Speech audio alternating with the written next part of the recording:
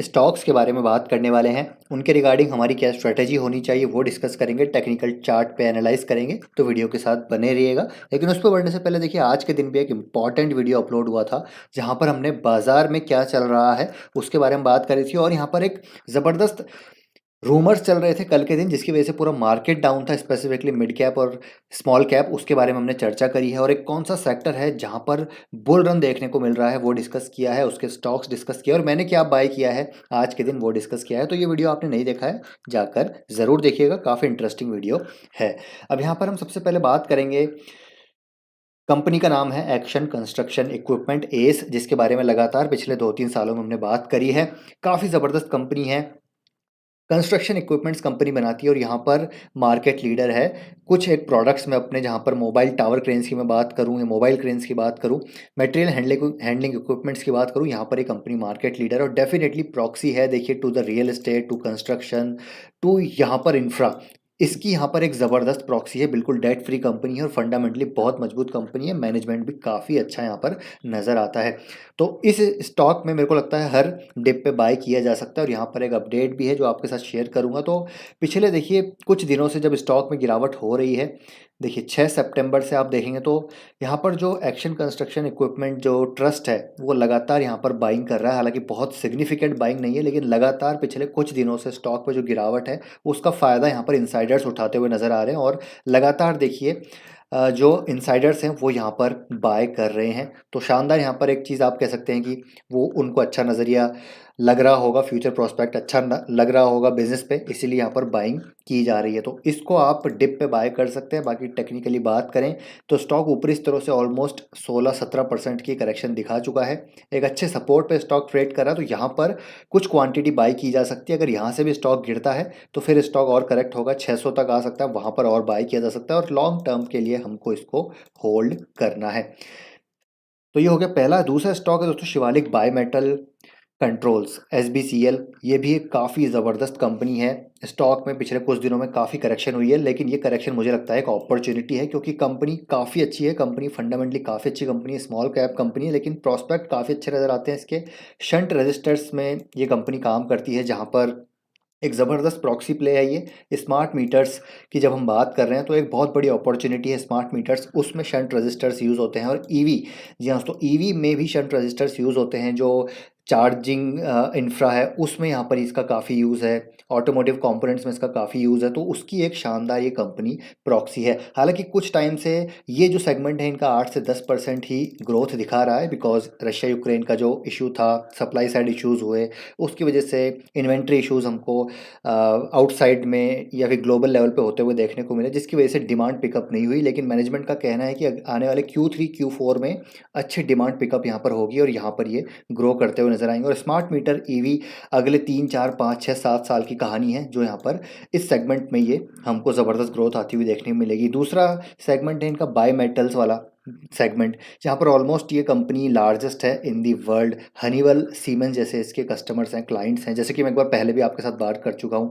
और ये by metal वाला सेगमेंट इनका 20% के आसपास ग्रो हो रहा है।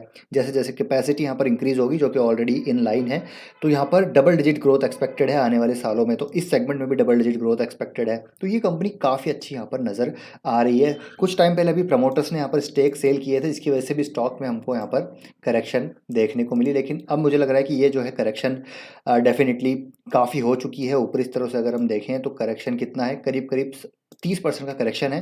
तो यहाँ पर इस स्टॉक को बाय किया जा सकता है। हालांकि अभी भी काफ़ी महंगा है, वैल्यूएशन अभी भी बहुत ज़्यादा अट्रैक्टिव नहीं है, लेकिन जिस प्रकार की ग्रोथ है, 15 से 20% ग्रोथ एक्सपेक्टेड है आने वाले कई सालों तक, तो मुझे लगता है इस स्टॉक में बाय ऑन डिप्स SIP की जा सकती है। ज़बरदस्त प्रॉक्सी है स्मार्ट मीटर थीम के लिए, ईवी थीम के लिए, और यहाँ पर डिफरेंट इंडस्ट्रीज़ में भी इसका यूज़ हमको आता हुआ देखने को मिलता है। बात करते हैं एथर इंडस्ट्रीज़ की।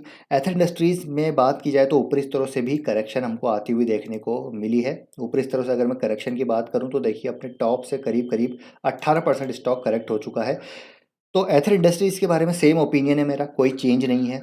वैल्यूएशन बहुत ज़्यादा है इस कंपनी की, अगर आप देखें तो 94 के पी पे स्टॉक ट्रेड करा है। और इस प्राइस टू अर्निंग मल्टीपल पे अगर यहाँ पर बाइंग करेंगे तो रिस्क रिवॉर्ड रेशो फेवरेबल नहीं है। जैसे कि मैं हमेशा कहता हूँ, इनिशियल वैल्यूएशन जो है बहुत ज़रूरी है।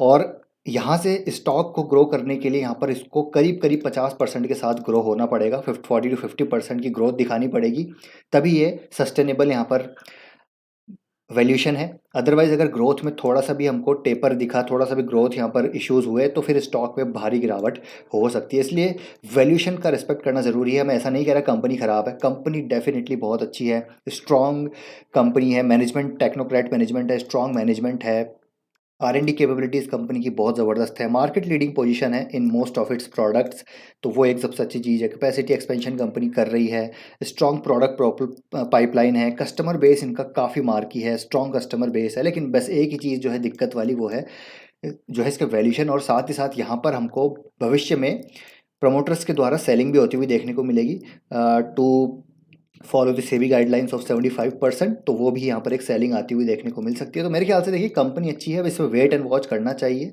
ये स्टॉक मुझे लगता है 840 के आसपास आएगा, तो यहाँ पर इसको कंसीडर किया जा सकता है। और साथ ही साथ हर क्वार्टर, यहाँ पर अगने वाला Q2 Q3 ग्रोथ देखनी पड़ेगी, किस प्रकार की ग्रोथ है, तभी यहाँ पर मुझे लगता है बाय करना चाहिए। अभी यहाँ पर इसको रडार पर ज़रूर रखिए, वेट एंड वॉच इसको मोड पे डालिए, लेकिन कंपनी यहाँ पर डेफिनेटली अच्छी है, उसमें कोई शक नहीं है। नेक्स्ट हम बात करेंगे बजाज फाइनेंस की। बहुत ही शानदार कंपनी है, कोई इंट्रोडक्शन की रिक्वायरमेंट नहीं है। ये कंपनी देखिए यहाँ से भी 15% आराम से ग्रो हो सकती है, क्योंकि इस कंपनी का जो बिजनेस मॉडल है, ठीक है, जो जो यहाँ पर बिजनेस मॉडल है, वहाँ पर काफ़ी ज़बरदस्त ग्रोथ है। कंज्यूमर फाइनेंसिंग में ये कंपनी है जहाँ पर इंडिया में अभी मुझे लगता है कि बहुत ज़बरदस्त ग्रोथ आती हुई नज़र आएगी। हालांकि जियो फाइनेंशियल यहाँ पर उतर चुका है, तो वो एक टक्कर यहाँ पर दे सकता है, वो थोड़ा सा एक सेटबैक हो सकता है। अगर उसने अपना मार्केट कैप्चर किया तो बजाज फाइनेंस का मार्केट शेयर यहाँ पर टूट सकता है, लेकिन स्टिल ये कंपनी मुझे लगता है आराम से 15% ग्रो कर सकती है, क्योंकि ये भी नए नए अब चीज़ों में उतर रही है। तो एक रिपोर्ट के अनुसार मैं आपको बताऊं तो देखिए, यहाँ पर अगर हम बात करें तो कंपनी अब देखिए कार फाइनेंस में भी उतर रही है, माइक्रो फाइनेंस में भी उतर रही है, फ्लेक्सी लोन्स में भी उतर रही है, और साथ ही साथ फिनटेक की स्पेस पर तो ये ऑलरेडी उतर ही चुकी है, जैसे कि हम बात है यहाँ पर ऑलरेडी करते हुए आए हैं काफ़ी टाइम से। तो इस कंपनी को बाय किया जा सकता है, लॉन्ग टर्म कोर पोर्टफोलियो में इसको जगह दी जा सकती है। लेकिन ऐसा नहीं है कि यहाँ पर इसको आपको मतलब 20% अलोकेशन देना है, नहीं, यहाँ पर अलोकेशन आपको यहाँ पर 5 से 8% रखना है, क्योंकि अब ऐसा नहीं है कि ये कंपनी 30 से 40% ग्रो करेगी, लेकिन 15% मुझे लगता है स्टिल कंपनी यहाँ पर ग्रो कर सकती है। तो यहाँ पर एक बार इसका ब्रेकआउट होगा 7814 का, यहाँ पर एक रेजिस्टेंस नज़र आ रहा है, मोटा मोटा यहाँ पर एक रेजिस्टेंस है, सप्लाई आती है यहाँ से बार बार, स्टॉक नीचे आ जाता है। तो जैसे इस लेवल का 7800 का मोटा मोटा अगर बात करें, तो यहाँ पर जैसे ब्रेकआउट होगा स्टॉक में तेज़ी आ सकती है, तो यहाँ पर बाय कर सकते हैं कि स्टॉक काफ़ी टाइम से कंसोलिडेशन में है। ऑलमोस्ट आप देखें तो यहाँ पर 2 साल होने को आए हैं, स्टॉक कंसोलिडेशन में है। तो यही होता है, जब मार्केट में वैल्यूशन ज़्यादा होते हैं तो स्टॉक कंसोलिडेशन में चला जाता है और फिर वहाँ पर रिटर्न नहीं बनते। तो ये चीज़ हमको समझनी ज़रूरी है, इसलिए मैं एथर इंडस्ट्रीज़ पे बोल रहा हूँ कि कंसोलिडेशन में जा सकता है। जब तक यहाँ पर चीज़ें नॉर्मलाइज नहीं होती, तब तक कंसोलिडेशन में जा सकता है स्टॉक। बजाज फाइनेंस में भी वही देखने को मिल रहा है। तो बजाज फाइनेंस में ग्रोथ ज़रूर है, तो इसको लेकिन वेट एंड वॉच पे हमको डालना है। अभी शॉर्ट टर्म के लिए बात कर रहा हूँ, ब्रेकआउट के बाद आप बाय कर सकते हैं। बाकी लॉन्ग टर्म वाले जिनका नज़रिया 5-10 साल का है, इसको बाय ऑन डिप्स कर सकते हैं। तो ये है बजाज फाइनेंस।